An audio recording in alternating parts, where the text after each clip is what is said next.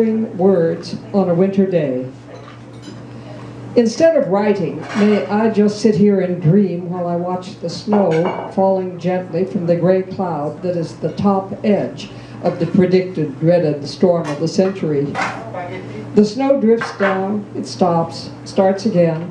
Enough material here for a day's worth of dreaming, as long as you don't ask me to bring it into words. Am I thinking that words are overrated? If so, it's because mine are becoming as sparse as my hair. Perhaps there is a hitherto unexplored connection between words and hair. But of course, they both involve the head. I'm onto something here. Remove the head, and you may remove both problems at once. Research grant needed. Over here, boy. Bring me one king-sized research grant to investigate this spark of an idea. Now, if I can just chase down some volunteers. Where was I? The importance or unimportance of words. Here's how mine are disappearing. First comes the embarrassing question of nouns, as in a recent disappearance of amaryllis from my vocabulary, but that's as nothing compared to the general attrition of words of all kinds. My mind has become a defective sieve through whose large holes most things fall. The few big blobs of words that remain are clunky, without subtlety or nuance, and the common, ordinary words I reach for are no longer where I left them. The other day I was trying to come up with vernacular, and all I could find was demotic, which might be in the same ballpark, but was not what I was looking for. I imagine a word cloud of my recent writing, since it is when I write that the problem is most acute.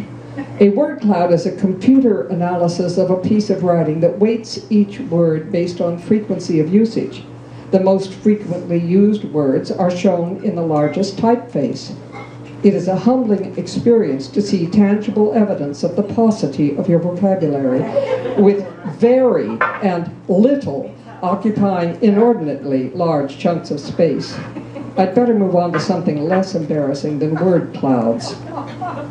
What's going on in my mind doesn't frighten me, perhaps as much as it should, because I don't think it's all that uncommon, but it is definitely interesting. The more I want to document it in writing, the fewer words I have at my disposal for the process. It does make me regret those years when I failed to write, feeling that I had all the time in the world. I didn't realize that the issue is not time, but memory. I wrote a poem once in which I lightheartedly wondered what would happen if Word Woman lost her words. I said that they would become more and more precious and would be used sparingly in poems until they were gone, at which point the poet would be left singing tra-la-la, tra-la-la, tra-la-la. As old-time radio's Molly used to admonish her husband Fibber, "Tain't funny, McGee."